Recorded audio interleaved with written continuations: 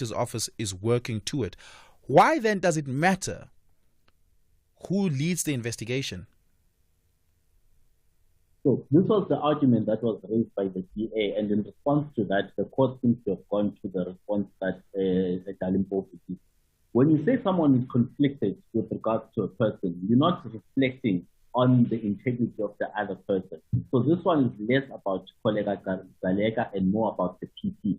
That Cyril Ramaphosa cannot have the option available to him to say, I would rather be investigated by anyone as long as it's not Mr. Nkrebane. And the court seemed to have sustained that argument, saying that the president is clearly annoyed by the public protector, and when he received those 31 questions, he probably went, here she goes again. Absolutely correct. And now use the constitutional power that was given to him for public purposes, for him to be able to ensure that whoever investigates him is not going for certain to be in Nkrebane. And that's not allowed in our constitutional order because it doesn't meet the test of legal rationality. And that's why the suspension was then set aside, because the president used his public power in the pursuit of his own personal interest. And that was in conflict with Section 96, I believe, of the Constitution, which is not permissible. You cannot be allowed to choose who your investigator is going to be. That is clearly, in conflict with our constitutional order. In substantiating why the court believes that Ramaphosa was biased and acted in a biased manner, and why there's a reasonable apprehension of bias, it pointed to some facts. And one of the facts is that Ramaphosa suspended the public protector before the court's judgment on the matter came out. Therefore, Ramaphosa acted prematurely. And is that a significant part to take into consideration politically, that he acted before the court could give a decision? A lot of people, when that happened, made the argument that he was undermining the court, right? But it worked in his favor that the court basically found in his favor the very next day. And so it became an academic and moot point, right? But does it matter for the court to point out today as well that he acted prematurely? Yes, the words or the language that is used, Oliver, by the court, it says that it's inescapable that the sudden haste in which the president moved to suspend the public protector after he had received the 31 questions, it is inescapable that he was doing so driven by his personal interest or the desire not to be investigated by the public protector who was then, or who is, Mr. Nkrebane. So it becomes inescapable. And the court puts it, very bluntly to say, you are involved in this protracted suspension process of the public protector. Suddenly, as soon as you get the 31 questions, you move with very undue haste to suspend the public protector, even though you know that a day later the court decision is coming out. You don't even wait to hear what the court decision is going to be. So regardless of what the court decision was, you were adamant that you were going to make the decision to suspend the public protector. And therefore, it's very suspicious and it's inescapable, the court finds, that you were doing so driven by ulterior motive, which was the removal of Mr. Nkrebane so that she doesn't investigate you on the Phala matter. Yeah. Other than saying it was within my powers to be able to suspend the public protector, which the court says today that's a trite point, there doesn't seem to be any other reason why the president suspended Advocate Busisiwe Mkhwebane when he could have waited a day or two later, right? Because very importantly, that was an urgent application, and the court in that matter, at the conclusion of the matter, said, look, at minimum, we'll give you a judgment in a week. At most, it will be in 2 weeks. You're not going to have to wait long. There was no reason for the haste, and the court says so, either than a president that was hell-bent on ensuring that he's not investigated by this Nkrebane on the Phala matter. So I think if you recall, Oliver, we had this conversation, and this judgment also makes the same point that I have made, to say that the public protector, the office of the public protector, is one of the most invaluable gifts to our constitutional order and democracy that we are given. We therefore need to be very careful. We need to be very jealous in how we guard that institution, that we ensure that it is never, abused, and it is never made to be a toothless body. And what we allowed and what Parliament allowed for the president to do, to act against a public protector that was actively investigating him is something that was one of the lowest points of our constitutional order and our constitutional democracy. And that's the point that the court also makes as well in their judgment, that the president clearly was acting for, ulterior and sinister motives in suspending the ban. Just a final question. In the text of the judgment, the court says nothing that restores Busisiwe Mkhwebane's integrity, right? She still has the very same credibility crisis today that she had at the start of the parliamentary inquiry. She's got work to do over there to sort out her own credibility crisis.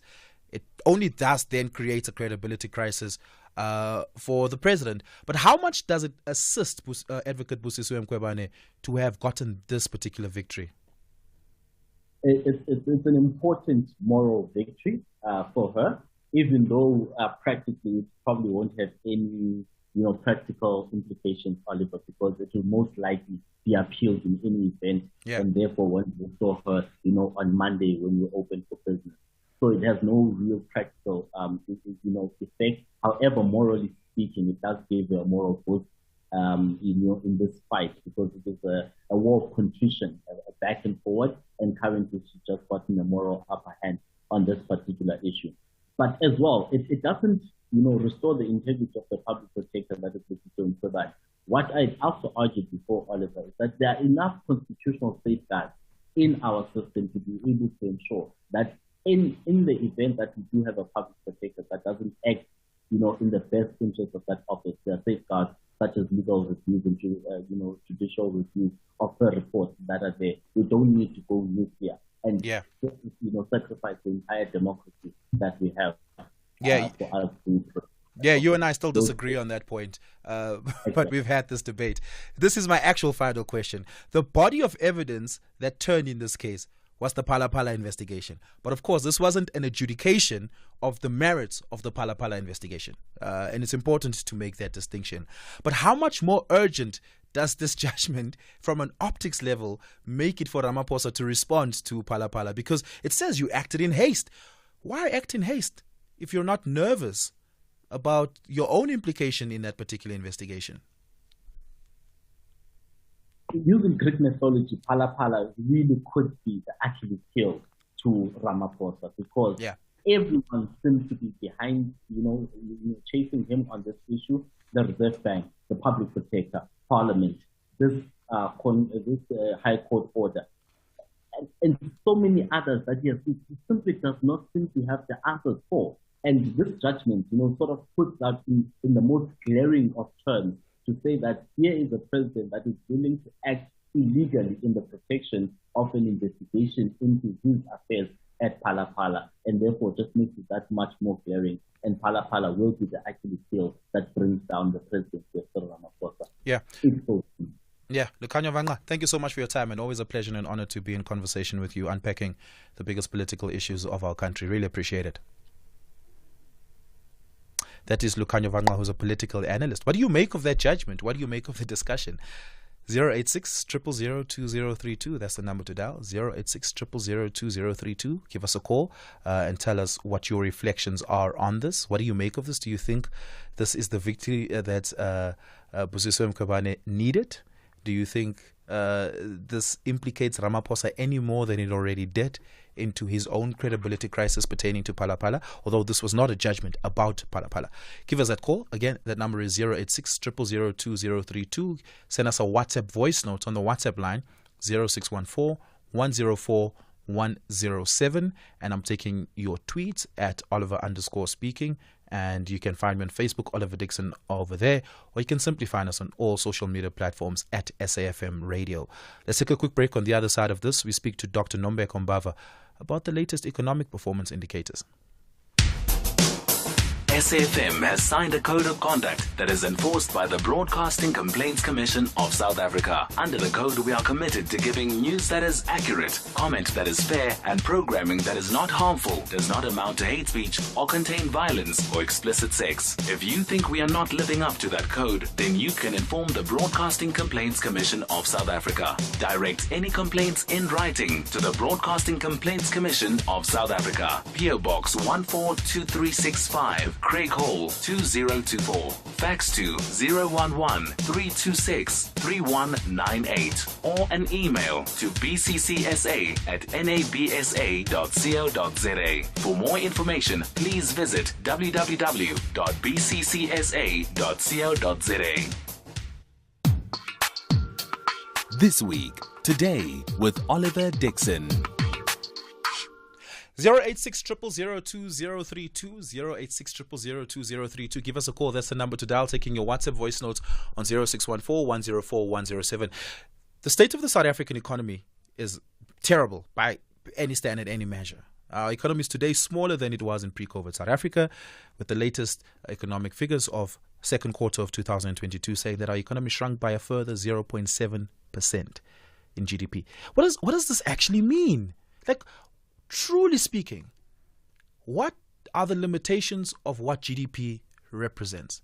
Because I can't imagine it to be a full scope representation of our economic health or the state of our economy. Many other indicators are important too, right?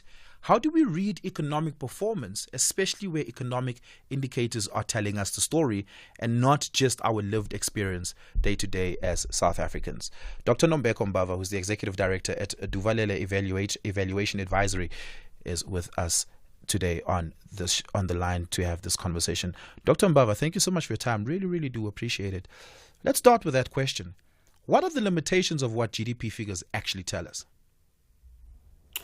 Thank you so much. Thank you so much, Oliver. There are many views as to whether GDP is an actual indicator of prosperity and economic growth. Other views saying we need to look at the standard of living of the population, and that does not necessarily mean the GDP, because GDP is an abstraction of the performance of the economy. For instance, we know our economy in the past has grown, but that growth has not been inclusive, and many people did not benefit from that growth. So it was not a prosperous growth for all South Africans. So we cannot say that GDP is the approximate indicator of a growing economy or a human development index. So other people think that the human development index is probably the best way to judge how the economy and the population is doing in terms of growing and, looking at per capita GDP and all that. But GDP in isolation is very abstract, because it does not necessarily mean that everyone is growing along with the economy. But I don't know. But what does it actually then tell us? When it says the economy has shrunk by 0.7%, as an ordinary working class South African, should that mean anything to me, and what should it mean to me? Well, basically, it just means that there are certain sectors that Stats SA tracks in terms of measuring the overall GDP, figure.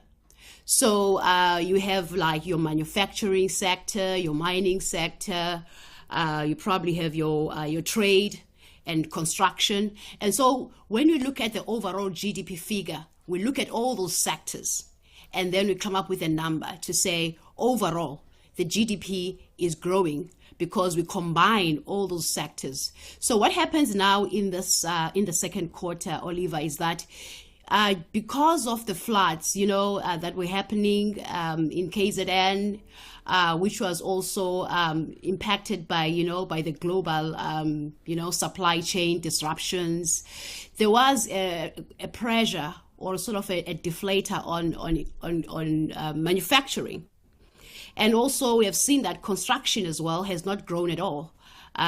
So if we look at all those sectors that actually make up the GDP number, we see that only 4 sectors are actually driving the GDP growth rate. Only 4 sectors. Yeah.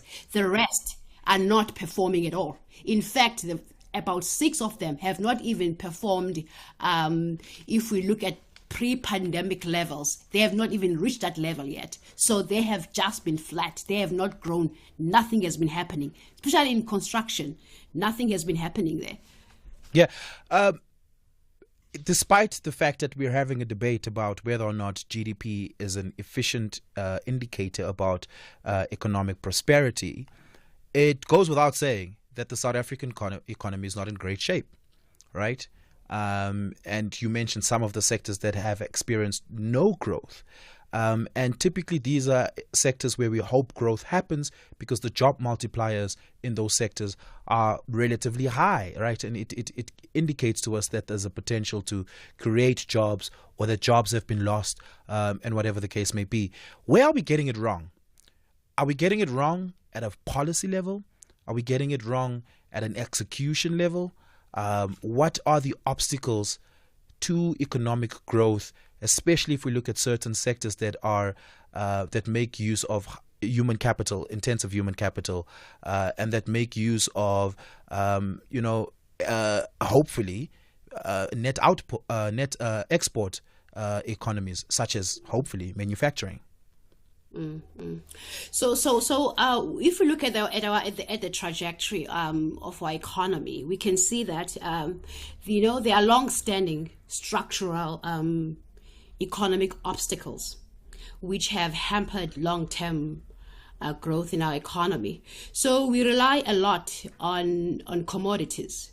So when there is a commodity boom, we do well. We have a lot of foreign exchange income.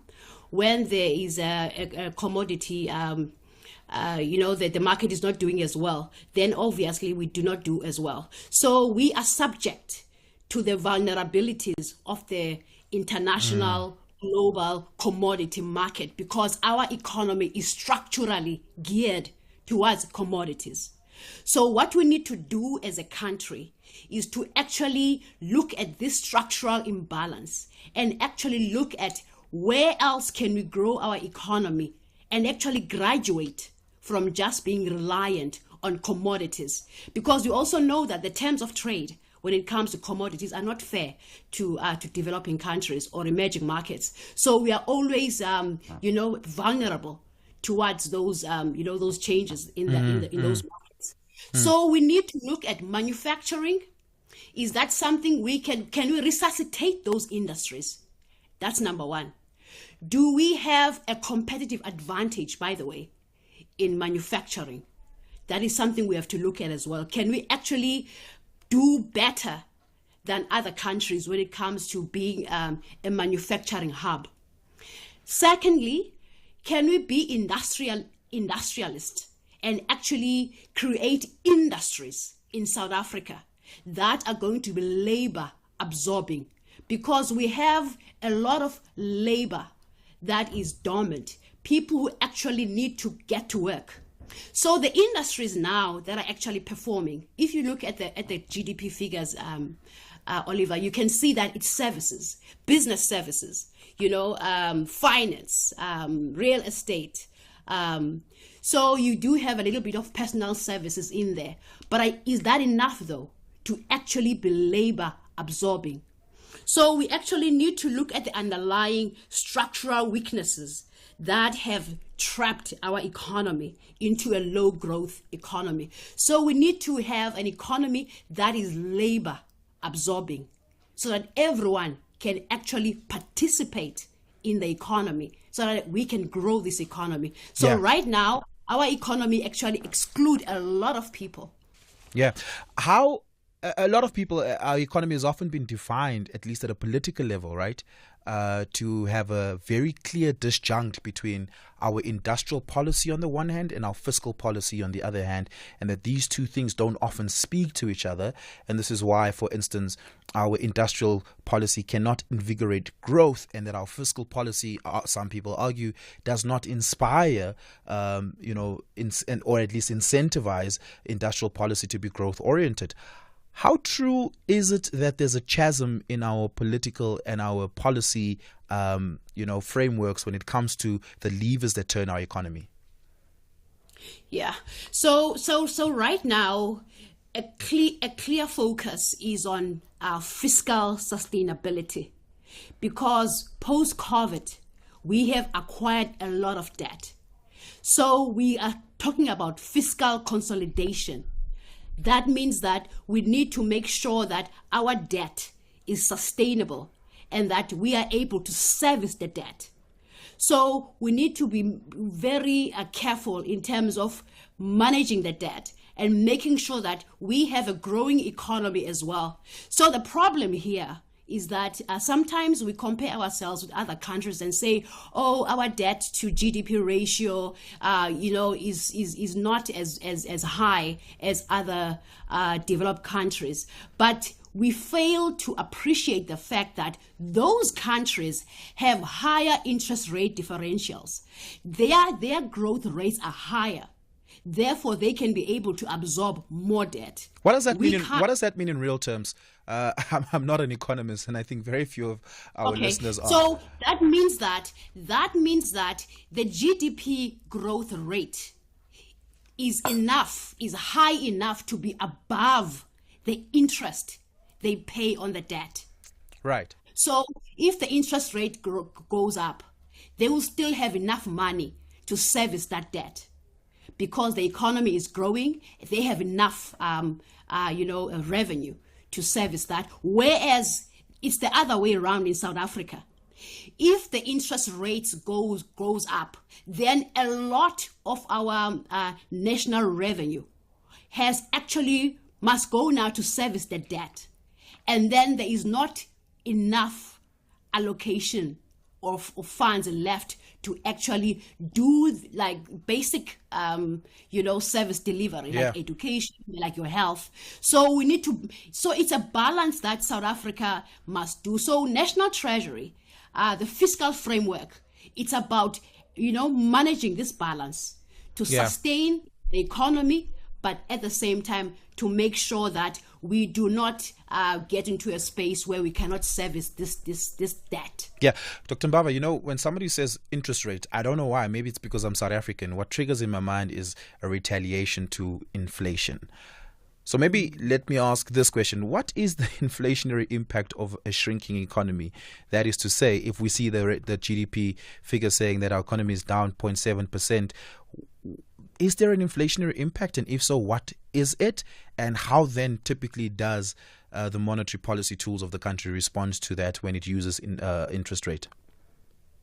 Okay, so if the economy obviously is going towards a recession, by the way, we are still not in a recession yet. Yeah. We are not in a technical recession. We still need to see in the third quarter, yes, if we still have this downturn. So now, because we have been raising these interest rates, now the Reserve Bank now must make a decision in the next quarter to see whether the inflation rate is coming down, and therefore change the policy stance from a contractionary monetary policy, that means raising interest rate, to actually be more expansionary. That means now reduce the interest rate, because there is no reason now to raise the interest rate because the economy is contracting. So right now, it's a wait and see game. But what we can foresee now is that there will not be any basis, in my view, if the economy contracts in the third quarter, for the Reserve Bank to continually be on a rate hiking cycle. There wouldn't be any. Yeah. That is my view. And just maybe a final a theme for us to explore as we close this off is, and it's unfortunate that this is the question, but are there any immediate short-term economic interventions that the state can look to prevent further downturn? Well, we need to. I think we need to look at how we are efficient with our resources, and we need to look at how we can,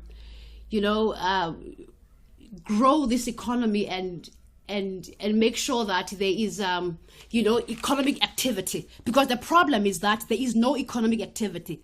So there is, but it's not enough. Yeah. So, because you remember, we have a comparison. We are looking at the last quarter of 2019, which was the pre-pandemic level, and we're looking to see now, are we actually getting back to a normal economy? for us. I mean, by the way, Oliver, if you look at the projections which were made by these international organizations, like the World Bank, in June 2022, they projected that South Africa will grow by 2.1%. And then the IMF in July, they also made some projections of 2.3%. So we need to ask now, how realistic are those projections given now this downturn in the second quarter? Unless in the third quarter and the fourth quarter we make up for the loss that we have sustained in the second quarter. But I think we need to stimulate the economy. We need more tax revenue that comes in. And also we need to make sure that there are no fiscal leakages. What do we mean by that? I mean, there's a lot of money being wasted, through inefficient procurement systems in government, through corruption and all those things. So there is money. We just need to make sure that government actually spends taxpayers' money more efficiently. Are there any shining stars in our political economy at the moment? Are there things that seem to be working for us that we just need to keep doing? I like the fact that, SARS has done very well. I mean, as a tax collector, they actually have brought some trust in that institution. And I do believe that National Treasury, as the one who holds the purse of the country, has been very, very strict to make sure that we kind of stick to the projections. But I think where we are being let down, it's through this municipal mess that we have. I mean, if we have municipal councils that are dysfunctional, and yet because we have this agreement that there must be an equitable share of revenue. So whether the municipality performs or not, they are assured of their share. They will get their money. I think when you get to a point where we say you will not get your funding, then that is when municipality will jack up. But the problem is that it's going to be the people who are going to suffer. Yeah. Because there are municipalities who actually cannot deliver anything. But continue to get grants. Yes. Exactly. So it's a big debate. It's like, do we give them the money or not? If we don't give them the money, then the people in those municipalities will not get service delivery. Yeah. Others can even argue that we give them anyway, but people don't even get that service delivery. So it's a big debate. Yeah. Thank you so much for your time this evening. That's all we're going to have to leave it there. I'd love to take the conversation forward, and I hope we have more time on a future day. Dr. Nombeko Mbava, who I incorrectly introduced earlier, but will correctly say goodbye to, who's the chairperson of the Financial and Fiscal Commission, advising government on financial and fiscal matters. Thank you so much for your time. Really do appreciate it. Thanks so much. On the other side of this, we speak British politics. The United Kingdom has a new Prime Minister. Who is she? What does it mean? What are her politics, and what does this mean for the politics of the United Kingdom as well as its alliances in the global north? Let's take a quick break. On the other side of this, we continue. The SABC News Portal is your one-stop digital platform for all the news you need. Stay connected with the latest and breaking stories. Listen to all SABC radio stations live, including podcasts, and also watch the SABC News channel with clips and live streams of all the big news events. Simply download the SABC News app on your smartphone from the Play or App Store. SABC News, independent and impartial. For unskippable, no clickbaiting, and cookie-free, with lots of real followers and likes, place your sales campaign on SAfm. Radio is still the best place to advertise your business at affordable rates. SAfm, with its national footprint and top personalities, offer advertisers distinctive opportunities to reach their target audience. Email sales@safm.co.za. SAfm, the influencer you can trust. This week, today, Fridays, 6 to 7 p.m. And you are listening to This Week Today. My name is Oliver Dickson and I'm with you till the top of the hour. Now, look, the United Kingdom has a new Prime Minister. Boris Johnson is gone, and Liz Truss is in. What does this mean for the politics of the United Kingdom? And more importantly, what does this mean for the politics of the global north? Liz Truss, who's also a member of the Conservative Party, is seemingly politically and ideologically not very far off from Boris Johnson. How true is this?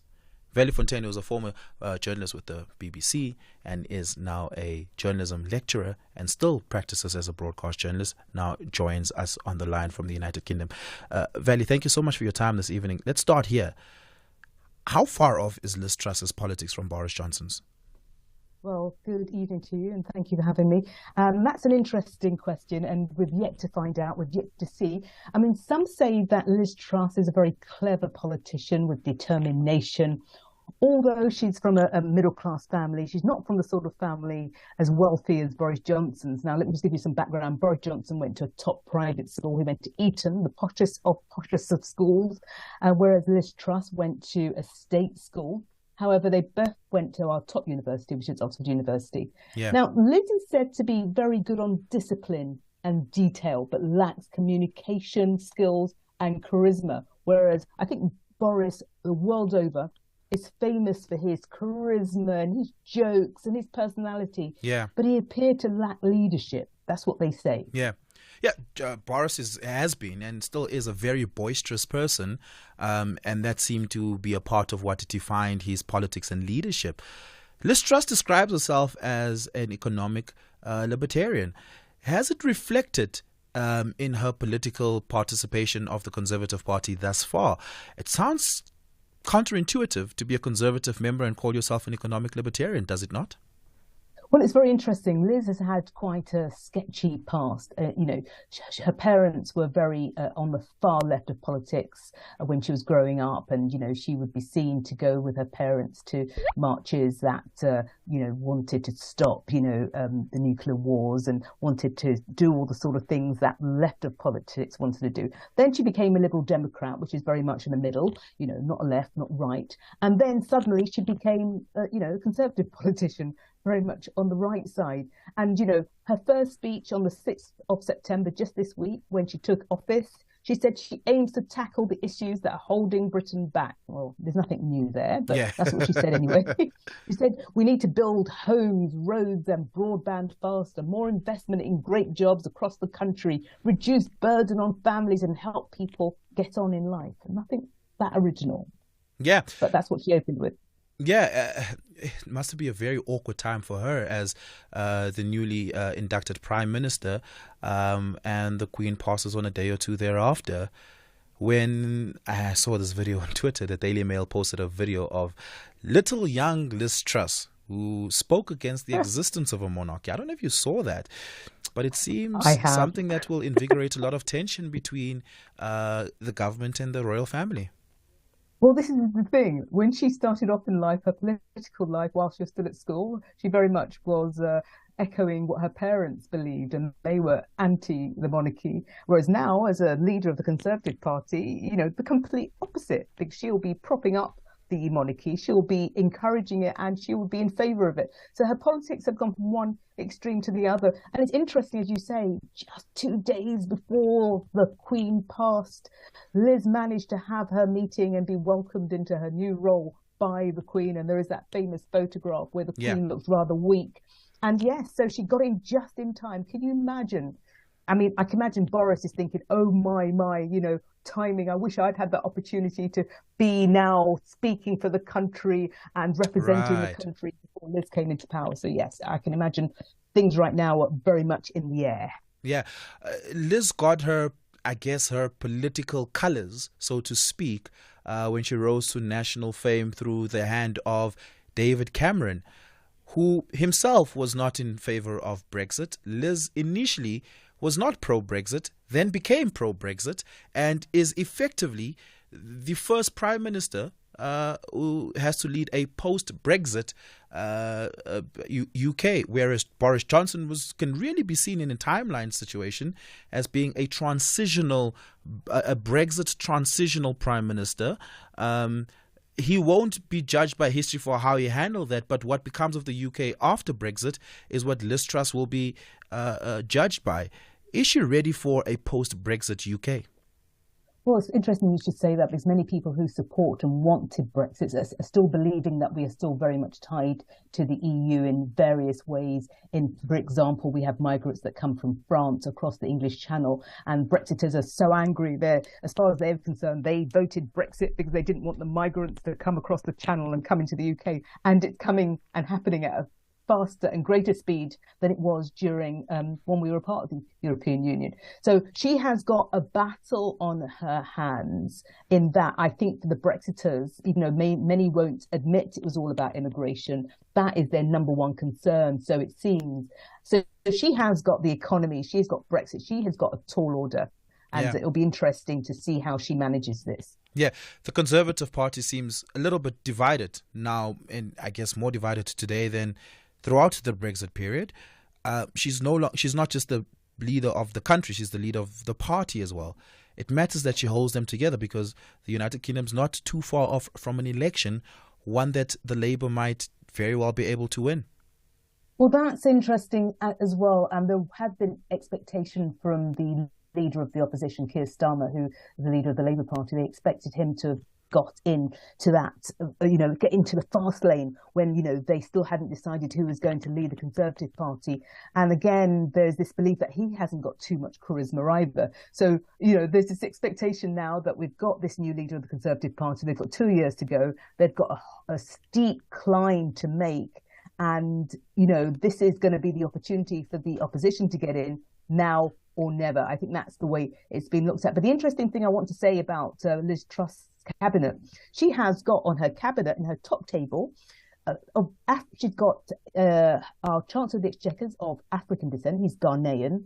She has got a gentleman who's of mixed race, I think Caribbean and English. And then she's also got a woman who is from, I think, India or Pakistan. So I don't want to say which one. Yeah. But she has got the most, as they say, racially diverse cabinet. But they're all from the same background in that they all went to top private schools. So some people are saying, actually, it's not diverse at all. They're all the same, but they just have different coloured skin. Yeah, I guess that imperial elitism hasn't quite washed itself out of the British body politic just yet.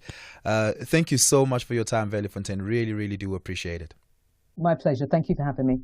And that brings us to the end of the show this evening. It is 7 p.m. Thank you so much for having been in our company, in my company. Lesego and I are highly appreciative of your presence and choosing us.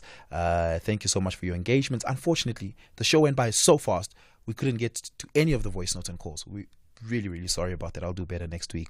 But I do see your engagement on Twitter as well, and we'll continue the conversation over there. Back with you next week here on This Week Today, and it's been an honor and a pleasure. It's 7 o'clock, time for your news. Independent and impartial. This